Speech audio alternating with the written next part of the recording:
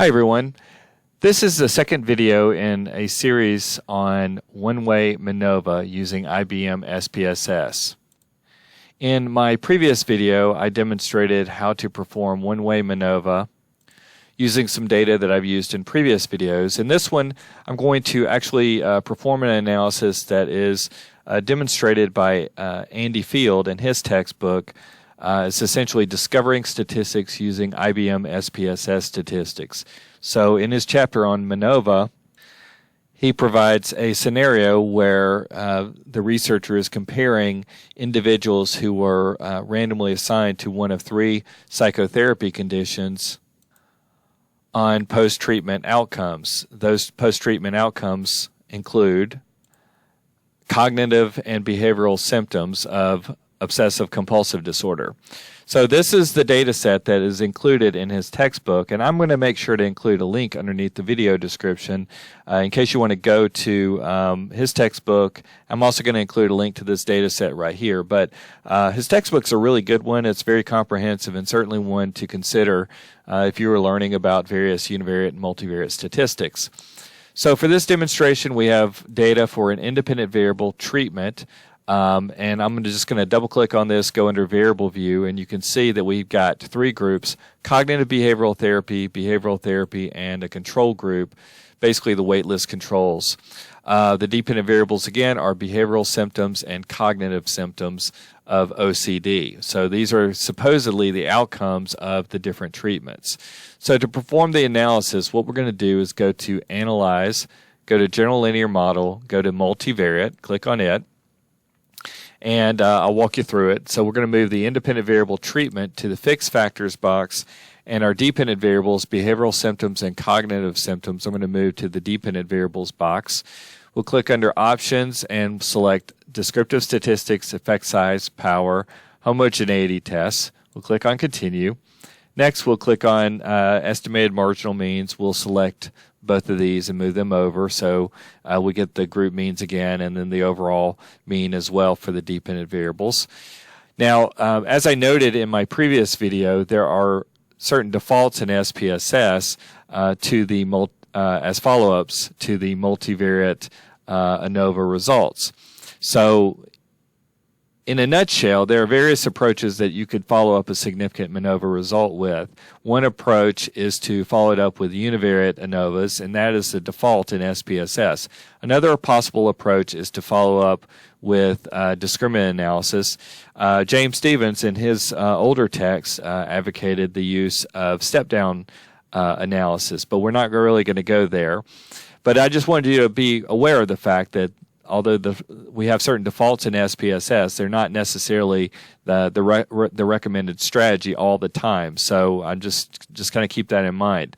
The univariate ANOVA follow-up approach essentially ignores the intercorrelations among the dependent variables, and that can lead to some problematic outcomes, which I'll kind of show you using this data set, because it's a good example of why just simply relying on univariate ANOVAs might be problematic. So at any rate, if you wanted to follow up those univariate ANOVAs with post hoc tests like Tukey's, you can click on post hoc, move the independent variable over to the post hoc test 4 box, click on Tukey, and there you go. Also go under plots and move the independent variable to the horizontal axis, click on add, and I'm going to select bar chart and include error bars. So we're just going to get bars reflecting the means for our dependent variables by group, and then also 95% confidence intervals around those means. So we'll click on continue and then on OK to look at our output.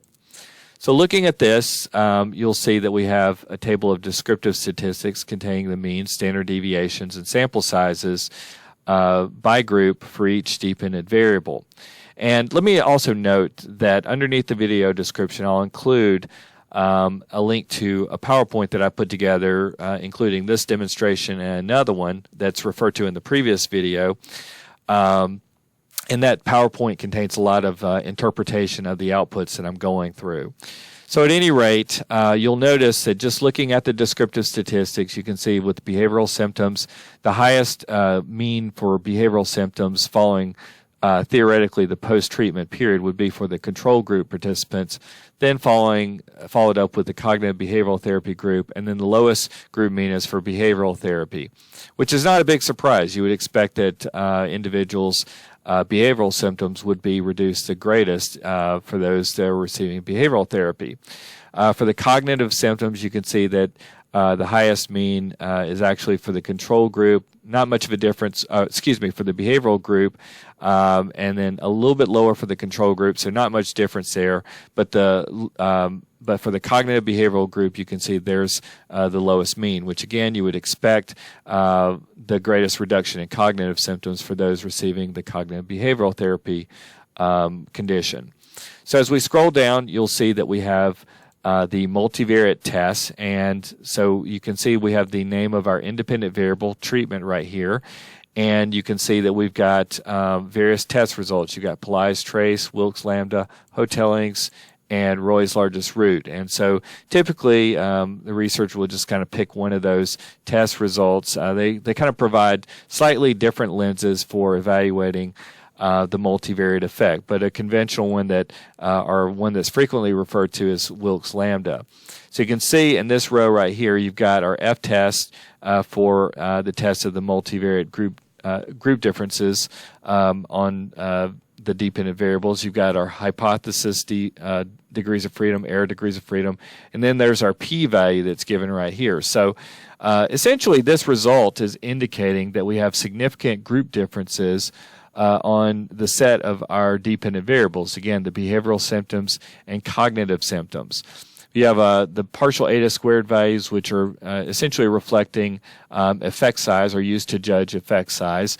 Conventionally, using Cohen's conventions, 0.01 would be an indicator of small effect, 0.06 would be an indicator of medium effect, 0.14 would be an indication of a large effect. So looking at this, we have evidence of a large multivariate effect taking place. Now, before I move on, let me also note that up here we have Box's test of equality of covariance matrices. So this is a test of the assumption, and as an assumption related to the multivariate tests, that the variances and covariances for our variables are equal between the groups. So if there's evidence of a significant differences in the variances and covariances between groups, we would have a violation of an assumption that is required for the multivariate tests. So in other words, we would have less confidence in our multivariate test results because it may be that we have an inflation in type 1 or type 2 error. So that can be a problem. So we can judge whether or not we have that assumption met by looking essentially at the p-value that's given right here. So conventionally, basically if the p-value is less than or equal to 0.05, then that would be an indication that we have a violation of the assumption, because the null hypothesis is equality. The alternative, or the alternative hypothesis is inequality of the covariance matrices. So you can see right here our p-value is 0.180, which is indicating that we have evidence of equivalence of those covariance matrices. So and so because of that, we can trust our multivariate test results more than if we had evidence of a significant difference in those covariance matrices. Just keep in mind that this test result is impacted by sample size, and also if there's a situation where we have evidence of multivariate non-normality, that can also produce a test result that is inaccurate. So it may be that you end up rejecting the null and assuming that there's inequality when in fact there is actually equality. And so if you have a situation where your test result is indicating statistical significance, then it might be worthwhile to evaluate for the possibility that you had multivariate non-normal data. So keep that in mind. So at any rate, it looks like we have evidence of equality of covariance matrices. It looks from our multivariate test we have evidence of significant group differences with respect to the dependent variables. So next up, we can scroll down, and at the bottom here, you can see what we have tests of between subjects effects. So these are univariate ANOVAs. And so the univariate ANOVAs, we're comparing treatment groups on each of the dependent variables that we had in our MANOVA. And so the difference is that now we're not taking into account the intercorrelations between the behavioral symptoms variable and the cognitive symptoms variable. So, one of the limitations of this particular approach is ignoring one of the motivating factors of the MANOVA to begin with, which was to account for the intercorrelations among the DVs. Nevertheless, this is one approach that is often taken as a follow-up, probably not helped by the fact that this is a default in SPSS. But we'll look at this. We'll see that we have our F tests and significance levels. There's our eta squared as well. And you can see that looking at differences between treatment groups on behavioral symptoms, there's our FA. And you can see the p-value is 0.08. So that's indicating no significant differences among the treatment groups with respect to behavioral symptoms. And then when we look at cognitive symptoms, you can see right here, there's the FA and no significant differences as well. So again, so really with respect to each of the individual dependent variables, we have no evidence of group differences, which might seem kind of weird because our MANOVA indicated that there are significant differences between the groups on the set of those dependent variables. And believe it or not, this can be one of those problems with not taking into a result of one of the problems of not taking into account the intercorrelations among the dependent variables. So it may be that a composite of the two dependent variables may be what's producing the group separation on treatment. So it's not reflected right here. But if you were to perform a discriminant analysis, which I'll get to in a second, then you will find that there are some group differences, and you can kind of ferret out the effects a little bit better. So really quickly, let me just show you up here. We have Levine's test of equality of error variances. So, again, with the standard univariate ANOVAs that are being carried out right here, both of those, as usual, will make the assumption of equality of error variances between the groups. So essentially, the Levine's test that's given right here, this is the standard Levine's test for each of the dependent variables that has historically been produced by SPSS. Newer versions of it appear to give sort of some of these more robust test results as well. But as you can see, our p-value right here is 0.18. Our p-value right here is 0.927.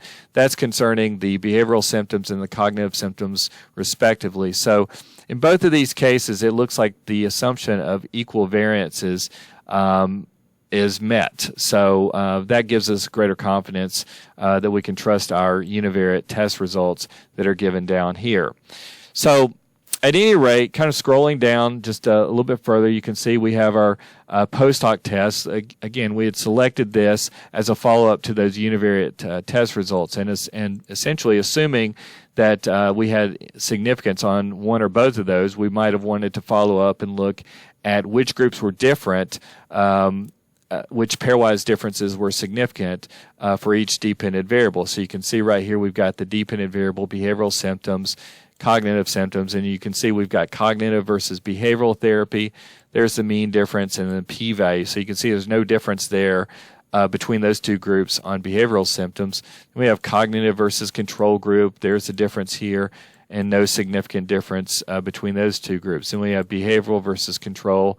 There's the difference in means and no significant difference. So it's not unexpected that these group differences are not statistically significant because our univariate ANOVA results indicated that there were no overall group differences with respect to each of those dependent variables. So at any rate, I'll just kind of scroll down and show you the profile plots that are produced. So these are the estimated marginal means for the behavioral symptoms, along with the confidence intervals. So that's for behavioral symptoms and cognitive symptoms, respectively. Now, as I noted before, again, our multivariate test results indicated that there were significant group differences on the set of the dependent variables. But then looking at our test of between subjects effects, we see that there were no differences for each of the independent variables. Each of the dependent comparisons of each of the dependent variables. And we have to keep in mind, again, that the dependent variables were not, the intercorrelation between those two dependent variables was not considered with the univariate ANOVA test. And it could be that some combination of the dependent variables may be what's producing the multivariate effect that we see up here. So it is possible that another option is available, and that is to perform a discriminant analysis. So to perform the discriminant analysis, we're essentially sort of reorienting our independent and dependent variables. So in discriminant analysis, if we're using that as a follow-up to the MANOVA, essentially the independent variable from the MANOVA becomes the dependent variable in the discriminant analysis, and the dependent variable from the MANOVAs become the independent variables in the discriminant analysis.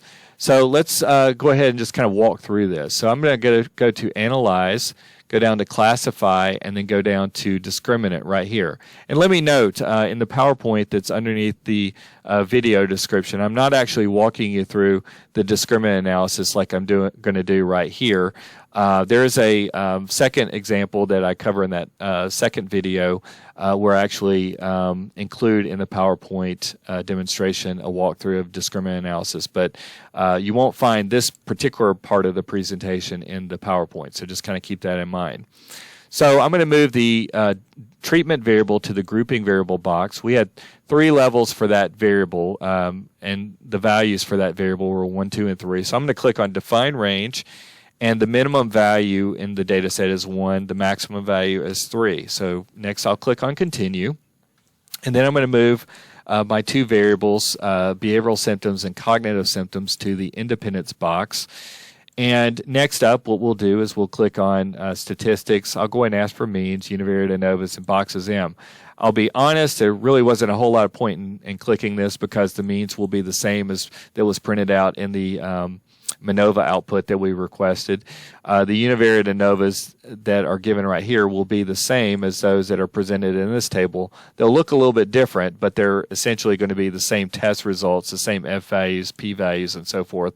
And then the boxes M will be the same as the boxes M that we got with our MANOVA. So just kind of FYI.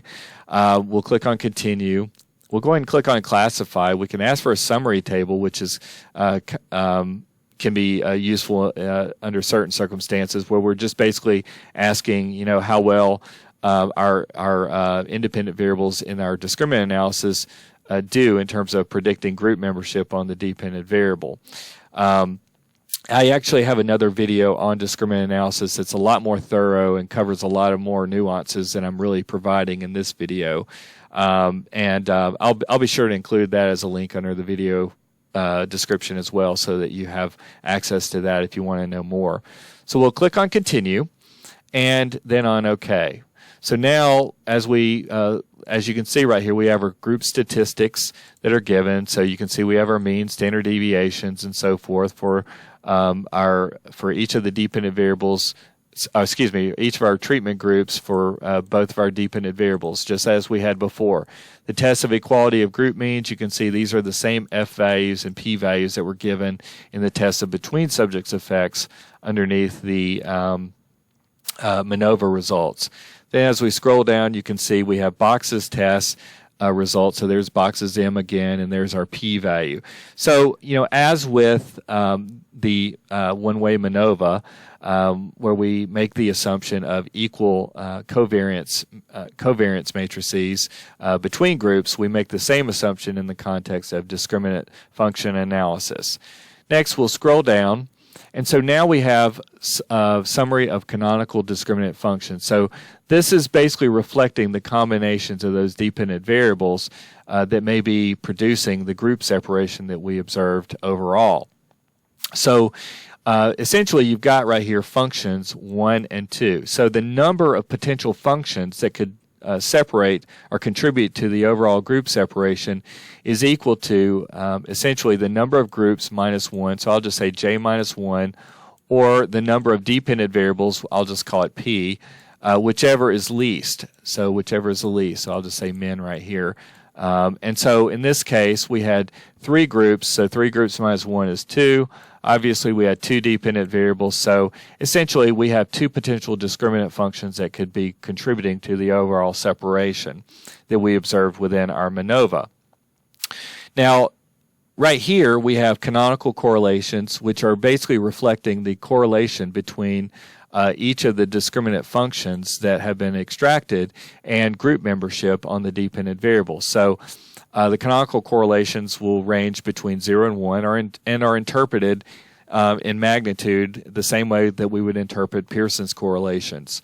So you can see the first canonical discriminant, the canonical correlation is 0.501. So that's a pretty good correlation between the first function and the grouping variable. The second one is 0.26, so it's a weaker one, which is essentially the way these functions are extracted. So the first function is extracted to account for most of the between group differences. The next one accounts for the next largest amount, and any subsequent ones would account for decreasing amounts as well. So we have, again, two potential functions. Now we can test those functions out by using sort of a peel-off procedure. So you'll see down here we've got Wilks lambda, and the value right here in this first one, you'll see it says functions 1 through 2. And essentially, the Wilks lambda value that you see right here is the same value that you see in that MANOVA table that we saw earlier. So essentially, this is reflecting the combined effects of functions 1 and 2. And so the significance value that you see here is the same that we saw as well in that MANOVA summary table. Now what happens is if we want to test function 1, we can't do it directly. We have to test functions 1 through 2 and then peel off that first function to leave just function 2. And so if function 2 is non-significant, as it is right here, then that would be an indication that really only one discriminating function is contributing to the group separation that we observed within our MANOVA. So at this point, it looks like that the first function is really there's only one function that's producing the group separation that we were observing. So once we determine the number of functions that are contributing to group separation, then we can either name the functions or we can describe them looking at various loadings. And so we have two separate loading matrices. We have standardized canonical discriminant function coefficients and a structure matrix. The structure matrix is essentially reflecting the correlations between each of our previous dependent variables in the MANOVA and our independent variables in the discriminant function analysis and each of the two functions. There's function 1 and 2. There's no point in trying to interpret function 2 because function 2 was not contributing to any of the group separation. So you can see that behavioral symptoms loaded positively. Really the correlation was a strong positive correlation on function 1, whereas cognitive symptoms, there was a negative and fairly strong negative correlation on function 1 as well. So really function 1 appears to be defined largely in terms of behavioral symptoms or non-cognitive symptoms. The standardized canonical discriminant function coefficients are useful for kind of assessing the relative contributions as well as a naming in the same way that I did before. But these are interpreted as analogous to beta weights in the context of regression analysis. So essentially the absolute value of the coefficients that are given right here will allow us to sort of rank order our variables in terms of their contributions to the functions. Again, function 2 really wasn't doing a whole lot in terms of producing group separation, so there's not really a whole lot of point in trying to interpret that.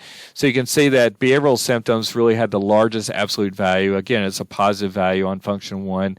Cognitive symptoms had a pretty large negative value as well, but less than the behavioral symptoms. So again, that first function is largely being defined by behavioral symptoms, or you might say non-cognitive symptoms.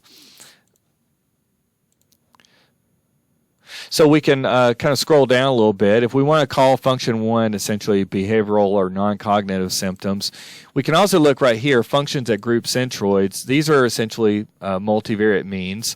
And again, function 2, there's not really a whole lot of concern with trying to make sense out of that, but you can see that essentially the largest positive value in terms of these behavioral non-cognitive symptoms were high in the cognitive behavioral group. The behavioral group, it was actually very negative, and then you can see the control group sort of falls in between right here. If you want to sort of visualize that particular function, we can actually go back under classify, go to discriminant, And under the Classify button right here, we can click on the Combine Groups Plots, continue, and then on OK.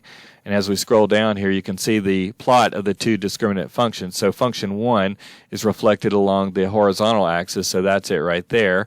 And then function 2 along the vertical axis right here. And so you can see that all the group separation is along the horizontal axis, whereas there's very little differentiation in terms of the centroids along the vertical axis. So that again is indicating that really the group separation is occurring primarily on the behavioral or non-cognitive symptoms function.